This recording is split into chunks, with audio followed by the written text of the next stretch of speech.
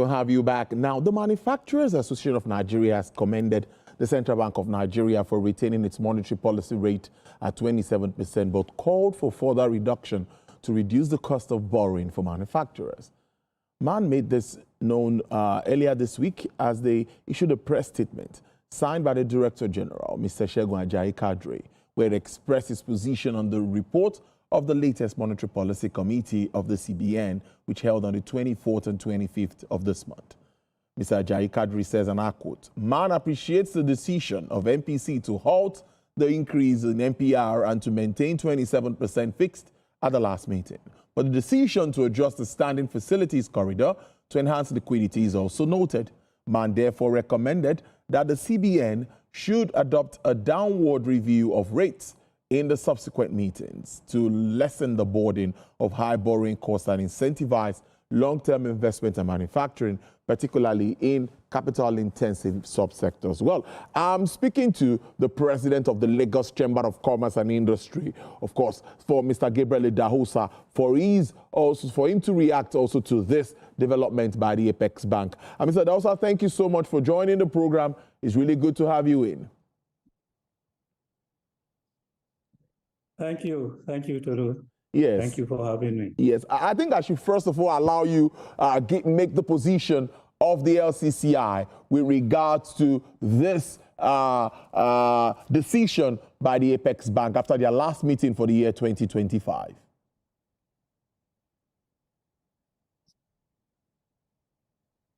The position of LCCI? Yes, reacting to the retaining of MPR at 27%. Yeah, I think the sentiments of the business community was sort of covered in the previous part of this program, and we had also talked to media about it around the fact that the central bank is trying to consolidate the gains that have been building up over the last few months.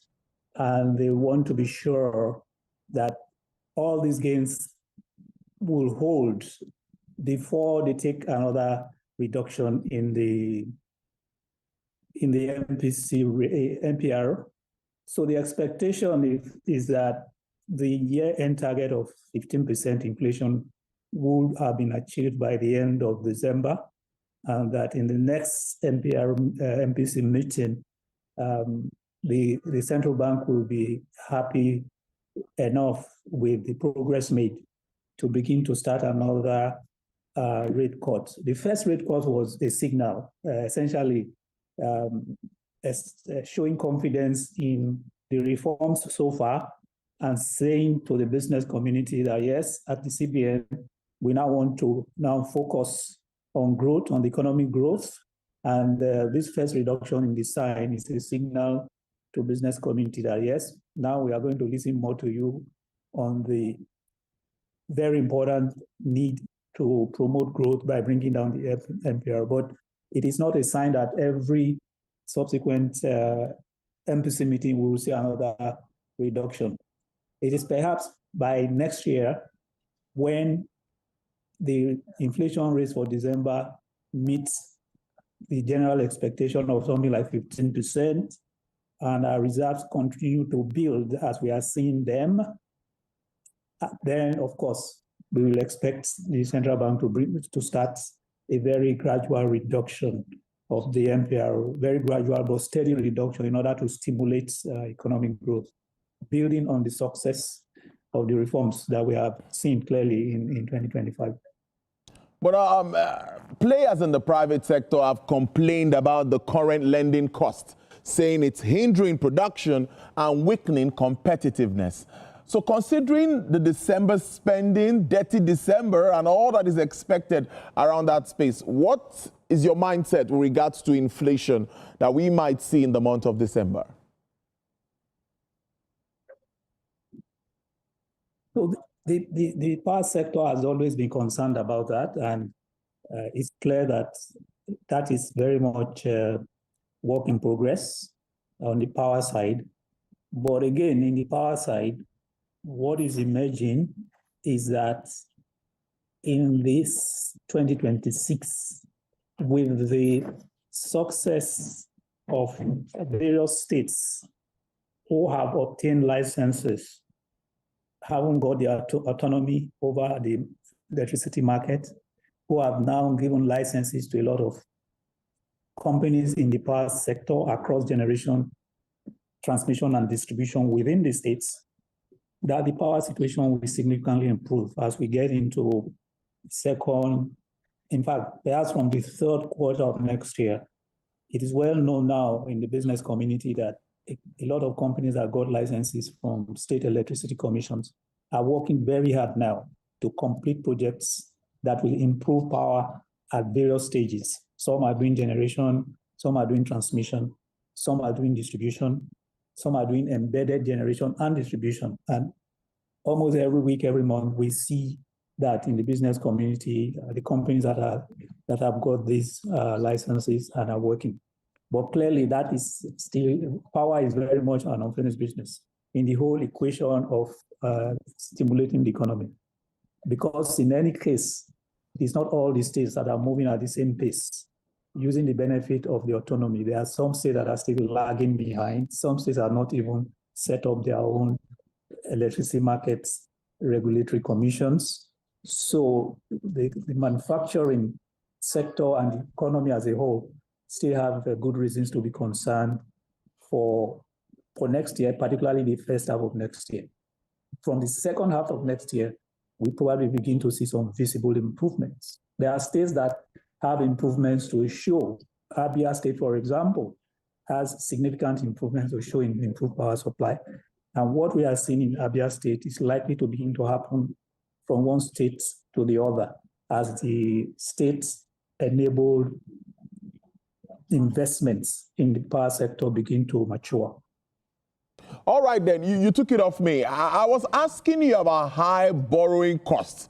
But of course, the issue of power is also there, and you've addressed that already, talking about states getting the licenses and all. So I'm talking about high borrowing costs and how that affects the private sector players like yourself and, of course, manufacturers. Okay, I thought I had power. Go ahead, but that was good. That was good. That was okay. That's good. That's good. No, okay. Borrowing is tied with what the central bank has done. Okay. The central bank does not deny at any point that they know that the high borrowing cost is a major drag on the economy. That's why the economy is not growing as fast as it should. And therefore, that's why the central bank has signaled by that first reduction. So we expect to see steady reduction next year.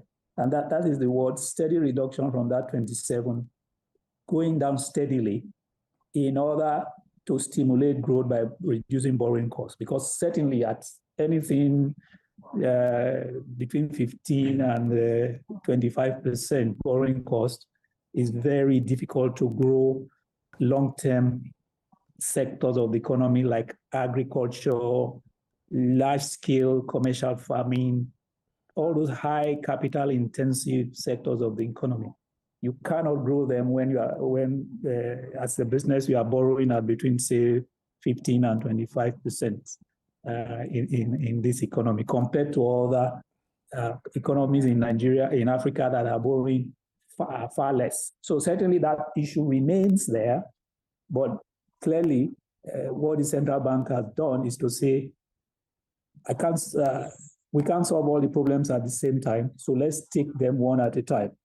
So he's taking out foreign exchange stability, he's taking out inflation very steadily. So next year we expect to see a very big emphasis on stimulation of the economy around reducing power of costs, around other incentives for certain sectors of the economy. For example, the CNG industry, the gas to power industry, in fact, gas industry as a whole, we expect to see some incentives in that sector, even on the monetary side of the economy, because those are one of the low-hanging fruits to grow the economy. A rapid expansion of gas production and distribution should help to reduce transportation costs. So we expect to see cost reductions next year from the general reduction of the MPR rate, from incentives to the financial system, including commercial banks, to invest a lot more by way of borrowing medium and long-term lending to the general gas industry. So those things will happen next year towards reducing borrowing costs because they feed into one another. If we can reduce transportation costs, reduce the MPR rates, then we begin to see the cost of manufacturing and other large-scale projects coming down, and then we begin to see real growth in the economy. Okay, finally, before I let you go, the issue of strengthening fiscal discipline also comes to the fore, and of course, upscaling investment in infrastructure. All of this would aid the business community, of course, enable them, and these are the enablers that they need moving forward in 2026. What do you make of efforts of government in regards to that, and what more can be done? Strengthening fiscal discipline and improving investments in infrastructure. Yes, that is why you see the central bank, first of all, saying we are not doing any ways and means. And it's commendable that this central bank has been able to maintain that discipline. Also, we see a central bank that is very much engaged with the fiscal side of the economy.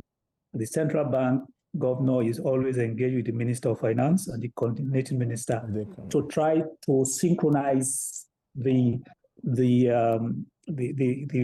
policy implementation and reform. That needs to go on significantly.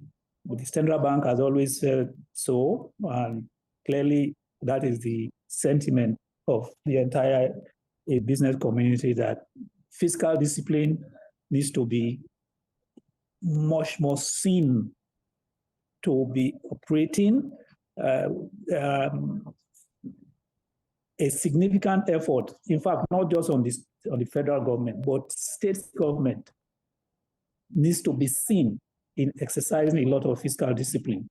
We are not seeing enough of that, definitely, but we need a lot more of that. That is where, of course, the central bank engagement with the fiscal side of the economy is helpful, and the messaging is going. We see occasional signals by government saying, okay, we are going to cut this kinds of expenditure. The government is announcing savings in certain areas. And of course, government is working on the fiscal side, working very hard to increase revenues, because you need additional revenues, whether or not you don't have issues of fiscal discipline. But that matter of fiscal discipline is still a major issue. If there are any two things that are still matters of significant concern of how fast we can grow and go back to the era of the 70% club when we were growing at 70%, the fiscal discipline and security are perhaps the two major concerns of the business community now. That somehow we need to see a lot more fiscal discipline, but not just in the federal government. There's too much emphasis on federal government on this matter. The total budget for states and local governments put together is almost equal to the budget of the federal government.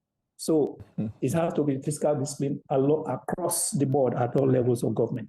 That's when the adverse impact of indiscipline on the fiscal side of the economy on growth will begin to reduce. If we begin to see real effort, visibly felt effort on all levels of government to curtail extravagance and wastages and outright corruption and massive malfeasance that we see. If those things can be significantly reduced, then the economy will grow much faster. This is clearly an imperative for us to achieve much.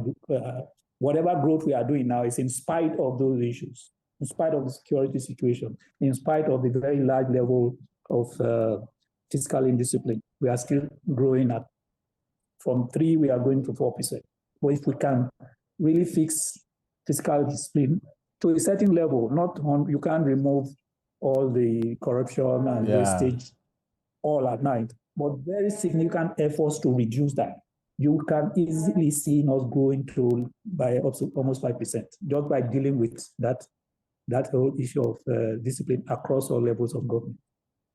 Amos, thank you so much. It's a good way to live it for this week. Thank you so much. I've been speaking to the president of the Lagos Chamber of Commerce and Industry, Mr. Gabriel Idausa. Thank you so much. We really appreciate your time. Enjoy your weekend.